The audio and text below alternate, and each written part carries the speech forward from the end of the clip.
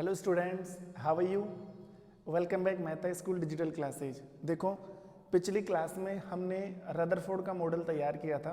पहले हमने थॉमसन का मॉडल पढ़ा था, उसके बाद में रदरफोर्ड का मॉडल, और लास्ट में जो वीडियो एंड किया था वो यही कहकर एंड किया था कि नेक्स्ट वीडियो के अंदर या नेक्स्ट क्लास में हम क्या पढ़ेंगे, रदरफोर्ड मॉडल की कमियां। तो आज का हमारा लेक्चर या जो हमारा टॉपिक है वो यही रहेगा, रदरफोर्ड मॉडल की कमियां।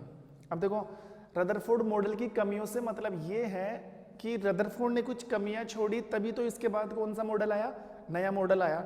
नया मॉडल तभी आएगा जब उससे पहले वाले मॉडल में कुछ क्या होगी, ड्रॉबैक्स होगी, कुछ क्या होगी, कमियां, कुछ कमियां छोड़ी होगी रदरफोर्ड ने, तभी तो रदरफोर्ड के बाद में कौन आया, नील्स बोर आया। लेकिन नील्स बोर की चर्चा तो हम बाद में करेंगे, पहले हम ये जान लेते हैं कि रदरफोर्ड ने कौन सी कमियां छोड़ दी। तो देखो, रदरफोर्ड मॉडल की 4 मुख्य कमियां रही है। अकॉर्डिंग टू योर सिलेबस हमें कितनी ड्रॉबैक्स स्टडी करनी है, 4। जो पहली कमी थी वो ये थी कि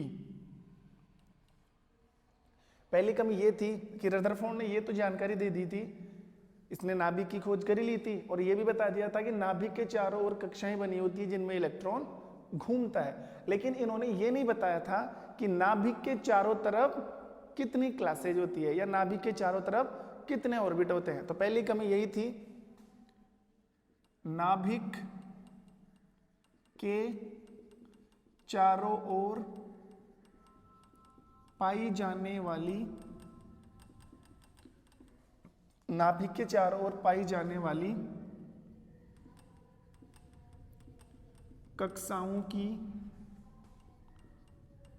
संख्या की जानकारी नहीं थी। मतलब वो ये तो जानता था, रदरफोर्ड ये तो जानते थे कि नाभिक के चारों तरफ कुछ कक्षाएं बनी होती है वृत्ताकार, जिनमें इलेक्ट्रॉन क्या करता रहता है, रोटेट करता रहता है। लेकिन उन्हें उन कक्षाओं के नंबर का नहीं पता था कि नाभिक के चारों तरफ कितनी वृत्ताकार कक्षाएं पाई जाती है, ये जानकारी रदरफोर्ड को नहीं थी। दूसरी कमी का पता पहली कमी से ही लग जाएगा। उन्हें कक्षाओं की संख्या का पता नहीं था और यह भी जानकारी नहीं थी कि प्रत्येक कक्षा में कितने इलेक्ट्रॉन होते हैं। जैसे पहली कक्षा में कितने इलेक्ट्रॉन पाए जाते हैं, दूसरी कक्षा में कितने इलेक्ट्रॉन हो सकते हैं, तीसरी में कितने इलेक्ट्रॉन होते हैं या कितने हो सकते हैं, ये जानकारी भी रदरफोर्ड को नहीं थी। कक्षाओं में इलेक्ट्रॉन की संख्या का पता नहीं था। पहली कमी कि नाभिक के चारों ओर कितनी स्थायी वर्ताकार कक्षाएं होती है, दूसरी कक्षाओं में इलेक्ट्रॉनों की संख्या कितनी होती है, यह भी रदरफोर्ड को नहीं पता था। तीसरी कमी वेरी इंपॉर्टेंट, थोड़ा सा ध्यान देना, इंपॉर्टेंट और मैं इंपॉर्टेंट इसलिए बोल रहा हूं कि थोड़ा सा टिपिकल है। तीसरी कमी यह है कि देखो, एक साइंटिस्ट है प्लैंक एंड क्वांटम। जब आप हायर क्लास में जाओगे तो उनकी थ्योरी पढ़ोगे। प्लैंक और क्वांटम के अनुसार, ध्यान से सुनना, प्लैंक और क्वांटम ये कहते हैं कि अगर कोई आवेशित कण किसी वृत्ताकार पथ पर घूमता है तो उसकी एनर्जी में कमी आती है और कभी ना कभी वो आवेशित कण घूमते घूमते घूमते उस सर्कल के मिड पॉइंट में आकर गिर जाएगा। तो प्लैंक क्वांटम ने ये बताया कि इलेक्ट्रॉन भी एक क्या है, आवेशित कण है। इलेक्ट्रॉन भी आवेशित कण है और वो भी नाभिक के चारों तरफ वृत्ताकार पथ पर घूमता है। देखो, ये नाभिक है और मान लो ये इसके चारों तरफ क्या बनी हुई है, क्लास बनी हुई है और यहां पर इस क्लास में कौन बैठा है, इलेक्ट्रॉन। अब according to theory of Planck and quantum, Planck और क्वांटम थ्योरी के अनुसार यदि कोई आवेशित कण, इलेक्ट्रॉन आवेशित है और इस पर कौन सा आवेश पाया जाता है, नेगेटिव चार्ज पाया जाता है। तो इलेक्ट्रॉन एक आवेशित कण है और ये भी वृत्ताकार पथ पर घूमता रहता है। तो घूमते घूमते इसकी एनर्जी में क्या आएगी, कमी, और इलेक्ट्रॉन नाभिक में आकर गिर जाना चाहिए। ये मैं नहीं बोल रहा, ये प्लैंक और क्वांटम बोलते हैं और ये सही भी है, बिल्कुल फैक्ट बात है। अगर कोई चार्ज्ड पार्टिकल किसी सर्कुलर पाथ पर रोटेट करता है तो करता रहेगा और उसमें एनर्जी लूज होती है। जैसे जैसे वो घूमेगा ना उसमें एनर्जी क्या होती है, एनर्जी निकलती है, तो ऊर्जा निकलती जाएगी, उनकी ऊर्जा में कमी आएगी और ऊर्जा में कमी आते आते आते वह आवेशित कण बीच में आकर गिर जाएगा। ठीक उसी प्रकार इलेक्ट्रॉन भी एक आवेशित कण है, ठीक उसी प्रकार इलेक्ट्रॉन भी एक वर्ताकार पथ पर घूम रहा है और ठीक उसी प्रकार इलेक्ट्रॉन भी ऊर्जा का क्या कर रहा है, उत्सर्जन कर रहा है, ऊर्जा का क्षय कर रहा है। तो इलेक्ट्रॉन की ऊर्जा में कमी आनी चाहिए और इलेक्ट्रॉन घूमते नाभिक में आके गिर जाना चाहिए। ऐसा होता है क्या? ऐसा हो गया ना, जिस दिन इलेक्ट्रॉन अगर घूमते आकर नाभिक में गिर गया ना तो वो एटम तुरंत ब्लास्ट हो जाएगा। जैसे ही इलेक्ट्रॉन नाभिक में गिरा एक बड़ा धमाका होगा और वो एटम ही क्या हो जाएगा, ब्लास्ट। ऐसा कभी भी नहीं हो सकता, इलेक्ट्रॉन को न्यूक्लियस में कभी भी नहीं लाया जा सकता है। क्यों नहीं लाया जा सकता, या जबकि ऐसा होना चाहिए तो ये क्यों नहीं हो पा रहा, इसका जवाब रदरफोर्ड के पास नहीं था। मान लो आपको बिना कुछ खिलाए बिना कुछ पिलाए मैं कहूँ कि मैदान के चारों तरफ आपको चक्कर काटना है और मैं बीच में बैठ जाऊँ, आप चक्कर काट रहे हो, कभी ना कभी तो आपकी एनर्जी लेवल कम होगा और आप गश खाकर गिर जाओगे या चक्कर आके गिर जाओगे। तो ऐसा इलेक्ट्रॉन के साथ भी होना चाहिए, क्योंकि ये भी एक चार्ज्ड पार्टिकल है, ये भी एक सर्कुलर पाथ पर घूम रहा है, ये भी एनर्जी रिलीज कर रहा है। ऐसा होना चाहिए according to Planck and quantum, लेकिन ऐसा क्यों नहीं हो पाता? ये जब सवाल किया रदरफोर्ड से तो इसका जवाब रदरफोर्ड के पास नहीं था। हाथ खड़े कर दिए, नहीं है जवाब। ये लो, तो ये रही रदरफोर्ड की तीसरी कमी। और रदरफोर्ड की जो फोर्थ कमी है, रदरफोर्ड की जो चौथी कमी है, वो कमी क्या है? चौथी कमी ये है, ध्यान देना, जब इलेक्ट्रॉन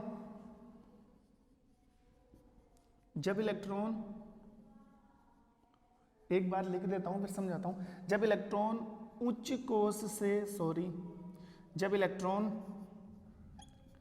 निम्न कोश से उच्च कोश में जाता है, जब इलेक्ट्रॉन निम्न कोश से उच्च कोश में जाता है तो ऊर्जा का अवशोषण करता है, ओके। जब इलेक्ट्रॉन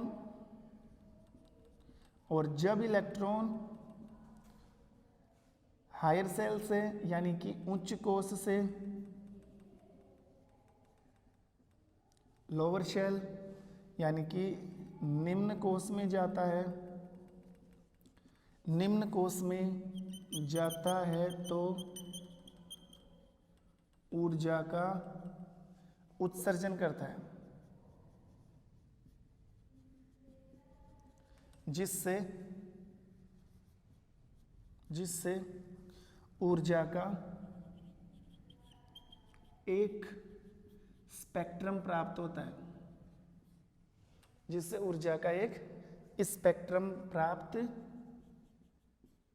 होता है, और वो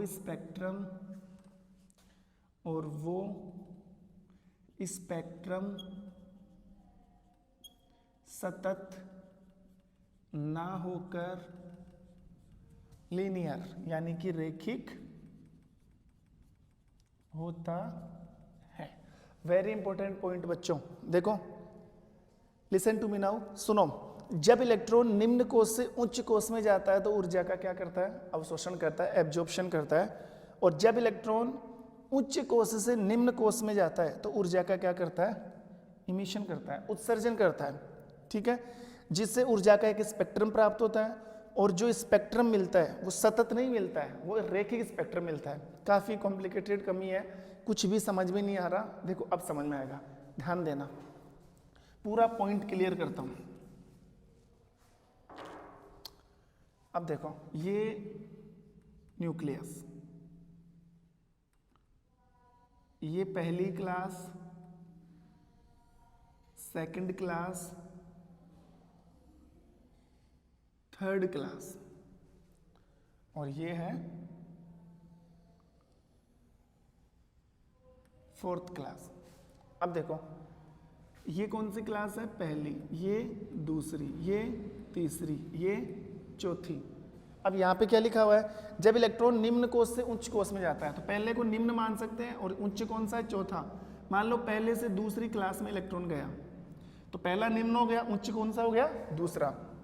मान लो इलेक्ट्रॉन पहली से तीसरी क्लास में गया, मान लो इलेक्ट्रॉन पहली से चौथी क्लास में गया, मान लो इलेक्ट्रॉन पहली से पांचवी में गया, पहली से छठी में गया। अब चाहे वो कोई सी भी क्लास में जाए, निम्न से अगर वो उच्च में जा रहा है तो उसको एनर्जी चाहिए। ये तो आप ऐसे भी समझ सकते हो, अगर मैं तुम्हें किसी बिल्डिंग पर चढ़ने को कहूँ, छत पर जाने को कहूँ, तो आप सीढ़ियों से चढ़ के जाओगे तो आपको एनर्जी चाहिए कि नहीं?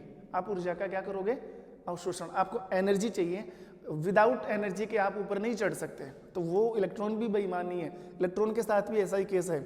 जब इलेक्ट्रॉन निम्न से उच्च में जाएगा ना, तो ऐसे थोड़ी चला जाएगा, इसको क्या चाहिए, एनर्जी। तो ये ऊर्जा का क्या करेगा, अवशोषण करेगा। ध्यान रहे, अवशोषण कब करता है, जब निम्न से उच्च में जाता है। अब चाहे वो पहली से दूसरे में जाए, पहली से तीसरी में, चौथी, पांच, कोई भी जाए, ठीक है। तो निम्न से उच्च में जा रहा है तो ऊर्जा का क्या कर रहा है, अवशोषण करता है। अब सोचो अगर इसका उल्टा करें, मान लो इलेक्ट्रॉन चौथी क्लास से तीसरी में आ रहा है, तो चौथी उच्च हो गई और ये क्या हो गई, निम्न हो गई। मान लो इलेक्ट्रॉन चौथी क्लास से सेकंड क्लास में आ रहा है, चौथी क्लास से पहली क्लास में आ रहा है, ऐसे। तो देखो यहाँ तो इलेक्ट्रॉन निम्न से उच्च में जा रहा है और यहाँ इलेक्ट्रॉन उच्च से निम्न में जा रहा है। अब हमारे साथ क्या केस होता है, जब हम नीचे से ऊपर चढ़ते हैं तब भी हम ऊर्जा का अवशोषण करते हैं, और जब हम ऊपर से वापस नीचे आते हैं तब भी ऊर्जा का क्या करते हैं, अवशोषण करते हैं। लेकिन इलेक्ट्रॉन के साथ ऐसा नहीं है, इलेक्ट्रॉन बिल्कुल बेईमान नहीं है।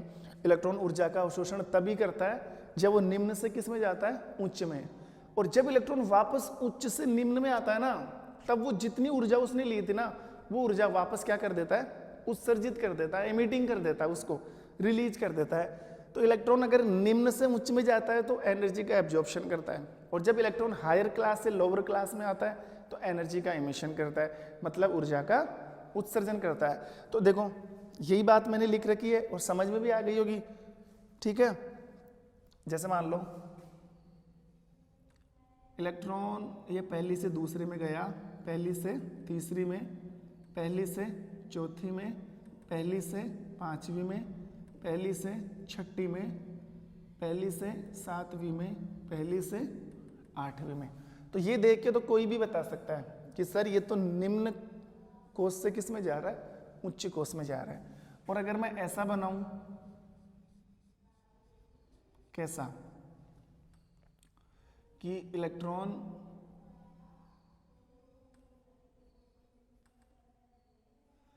कोई ऐसे मान लो, ये कौन सी थी, एक, पहली, दूसरी, तीसरी, चौथी, पांचवी, छठी, सातवीं, आठवीं। इलेक्ट्रॉन आठवीं से सातवीं में आ रहा है, आठवीं से छठवीं में आ रहा है, आठवीं से पांचवीं में आ रहा है, आठवीं से चौथी में आ रहा है, आठवीं से तीसरी में आ रहा है, आठवीं से दूसरी में आ रहा है, और आठवीं से पहली में आ रहा है। समझ में आ रहा होगा। यहां तो ऊर्जा का क्या हो रहा है, अवशोषण। यहां तो ऊर्जा का अवशोषण, ठीक है। और यहां पर ऊर्जा का क्या हो रहा है, उत्सर्जन।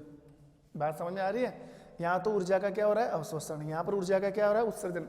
अवशोषण कब होता है, जब निम्न से उच्च में जाता है। तो दिख रहा है, निम्न से पहली से दूसरी, पहली से तीसरी, पहली से चौथी, पहली से पांचवी, पहली छठी, पहली सात, पहली से आठवीं।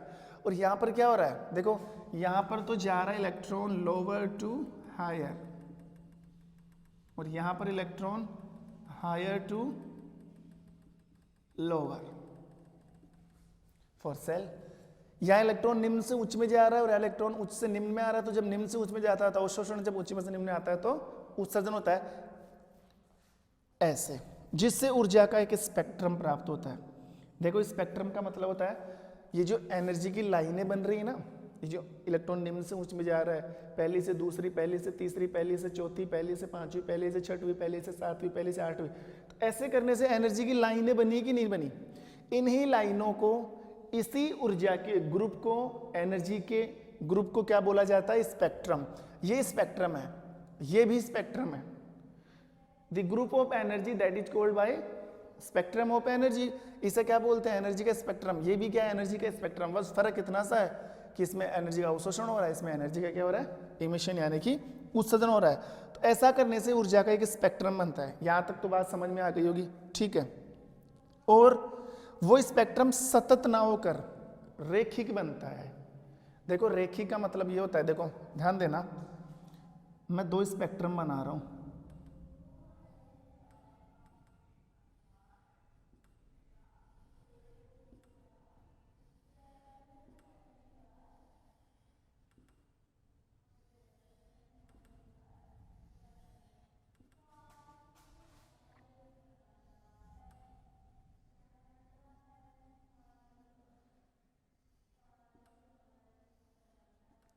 ये देखो। अब देखो, आप कहोगे सर दोनों एक जैसे हैं। अगर मैं इसको लाइनों में डिवाइड कर दूं ऐसे,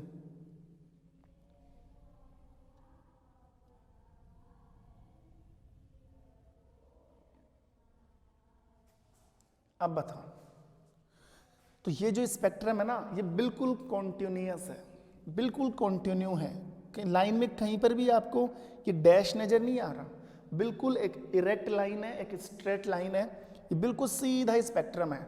और ऐसे स्पेक्ट्रम को बोला जाता है सतत, कॉन्टिन्यूअस स्पेक्ट्रम। और यहाँ पर देखो बिल्कुल लाइनों के बीच में ऐसे dash dash dash dash dash dash, मतलब जो स्ट्रेट लाइन है ना, वो बीच में से क्या हो रही है, कट रही है ऐसे, ये डैश डैश डैश डैश ऐसे लाइन बन रही है। तो ऐसा जो ऊर्जा का स्पेक्ट्रम बनता है, that is called linear spectrum. इसको बोलते हैं रेखिक स्पेक्ट्रम। अब देखो, और मैं आपको बता दूं जानकारी के लिए, जब इलेक्ट्रॉन निम्न से उच्च में जाए या भले उच्च से निम्न में आए, जो स्पेक्ट्रम बनते हैं ना इलेक्ट्रॉन के, या कोई भी ले लो, किसी भी ऊर्जा के पार्टिकल के जो स्पेक्ट्रम बनते हैं, एनर्जी का जो स्पेक्ट्रम बनता है, हमेशा स्पेक्ट्रम कैसा बनता है, रेखिक। जबकि बनना कैसा चाहिए, अरे यहाँ से आप नीचे से ऊपर जा रहे हो तो आप तो लगातार ही ऊपर जा रहे हो, ऐसे थोड़ी आप उछल उछल के जा रहे हो, या आप जा रहे हो तो आपका जो पाथ बन रहा है वो बीच में से कट रहा है, या बीच में खाली जगह है, फिर आप चढ़ रहे हो, फिर खाली जगह, फिर आप चढ़ रहे हो, ऐसा थोड़ी होना चाहिए। स्पेक्ट्रम तो सतत ही मिलना चाहिए, ये तो बात समझ में आती है। लेकिन स्पेक्ट्रम सतत नहीं मिलता है, स्पेक्ट्रम तो कैसा मिलता है, रेखिक मिलता है। और यही मैंने लिख रखा है, जिससे ऊर्जा का स्पेक्ट्रम प्राप्त होता है, और वो स्पेक्ट्रम सतत ना होकर रेखिक प्राप्त होता है। ऐसा क्यों होता है, जब इलेक्ट्रॉन निम्न कोश से उच्च कोश में जाता है और जब इलेक्ट्रॉन उच्च कोश में से निम्न कोश में आता है, तो क्रमशः ऊर्जा का अवशोषण और ऊर्जा का उत्सर्जन होता है, जिससे ऊर्जा का एक स्पेक्ट्रम बनता है। वो स्पेक्ट्रम रेखिक ही क्यों बनता है, वो स्पेक्ट्रम सतत क्यों नहीं बनता? जब ये क्वेश्चन किया गया किससे, रदरफोर्ड को, तो इसका जवाब भी रदरफोर्ड के पास नहीं था। किसका, कि स्पेक्ट्रम सतत ना बनकर रेखिक क्यों बनता है। ये जो स्पेक्ट्रम बन रहा है ये सब सतत है, ये सब स्पेक्ट्रम, सॉरी ये सब स्पेक्ट्रम कैसे हैं, ये सब रेखिक स्पेक्ट्रम है, सतत स्पेक्ट्रम बनता ही नहीं। अब क्यों नहीं बनता, इसका जवाब रदरफोर्ड के पास तो नहीं था। इसके बाद जो आएगा वो जरूर इसका जवाब देगा, नील्स बोर। तो चार कमियां समझ में आ गई होगी इसकी। देखो, एक, नाभिक के चारों ओर पाई जाने वाली कक्षाओं की संख्या की जानकारी नहीं थी, कक्षाओं में इलेक्ट्रॉनों की संख्या का भी इसको नहीं पता था। प्लैंक क्वांटम के अनुसार अगर कोई आवेशित कण किसी वृत्ताकार पथ पर घूमता है तो उसकी ऊर्जा में कमी आनी चाहिए और वो सर्कुलर पाथ के मिड पॉइंट पर आकर गिर जाना चाहिए। ऐसा इलेक्ट्रॉन के साथ भी होता है। इलेक्ट्रॉन चार्ज पार्टिकल है, न्यूक्लियस के सराउंडिंग जो सर्कुलर पाथ बना उसमें रोटेट करता है। इलेक्ट्रॉन की एनर्जी में कमी आनी चाहिए, वो नाभिक में गिर जाना चाहिए, लेकिन ऐसा नहीं होता है। इसका जवाब भी रदरफोर्ड के पास नहीं था। एंड फाइनली जो फोर्थ जो ड्रॉबैक्स थी रदरफोर्ड की, कि इलेक्ट्रॉन जब स्पेक्ट्रम तैयार करता है एनर्जी का, तो स्पेक्ट्रम सतत ना बनकर रेखिक स्पेक्ट्रम क्यों बनता है, इसका जवाब भी रदरफोर्ड के पास नहीं था। इसके अलावा आप दो कमियां और ऐड कर सकते हो इसके अंदर, 6 कमी बता दो। देखो, ये 2 कमी इतनी हार्ड नहीं है, छोटी छोटी है। वो 2 कमियां क्या है वो भी हम पढ़ लेते हैं। देखो, ड्रॉबैक्स, 5वें नंबर की ड्रॉबैक्स वो ये थी कि रदरफोर्ड परमाणु की स्थायित्व की व्याख्या नहीं कर पाया। और एक जो कमी है वो आप ये बता सकते हो कि यह है परमाणु की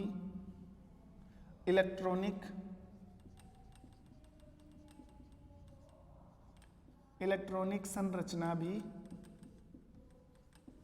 नहीं बता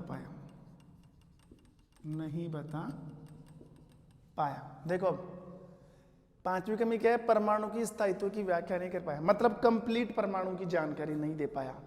जो एटम की जो कंप्लीट स्टेबिलिटी होती है ना, उसकी फुल इंक्वायरी रदरफोर्ड के पास नहीं थी, कंप्लीट एक्सप्लेन नहीं कर पाया। और जो छठवां पॉइंट है वो ये, परमाणु की इलेक्ट्रॉनिक संरचना को भी नहीं समझा पाया। मतलब परमाणु के अंदर या किसी भी तत्व का जो इलेक्ट्रॉनिक विन्यास होता है, जैसे मान लो हाइड्रोजन का क्या होता है 1s1, हीलियम का क्या होता है 1s2, लिथियम का क्या होता है 1s2 2s1, ऐसे सोडियम का क्या होता है 1s2 2s2 2p6 3s1। ये जो इलेक्ट्रॉनिक कॉन्फ़िगरेशन है, ये कि कैसे किसी एलिमेंट के एटम में शेल बाय शेल या ऑर्बिट बाय ऑर्बिट जो इलेक्ट्रॉन फिल किए जाते हैं, या किसी भी एलिमेंट में इलेक्ट्रॉन कैसे भरे जाते हैं, इसकी जानकारी भी रदरफोर्ड नहीं दे पाया। मतलब एटम की इलेक्ट्रॉनिक जो स्ट्रक्चर है उसको नहीं अंडरस्टूड कर पाया। तो ये 6 कमियां हैं किसकी, रदरफोर्ड की। और इन्हीं 6 कमियों को लेकर जो नेक्स्ट मॉडल आएगा वो है नील्स बोर का मॉडल। और नील्स बोर का कोई अलग से मॉडल नहीं है, नील्स बोर सिर्फ क्या करने वाला है, इन रदरफोर्ड की कमियों को क्या करने वाला है, पूरा करने वाला है। ठीक है, तो रदरफोर्ड के मॉडल के लिए हमें देखना पड़ेगा नेक्स्ट वीडियो। तब तक के लिए thank you, have a nice day.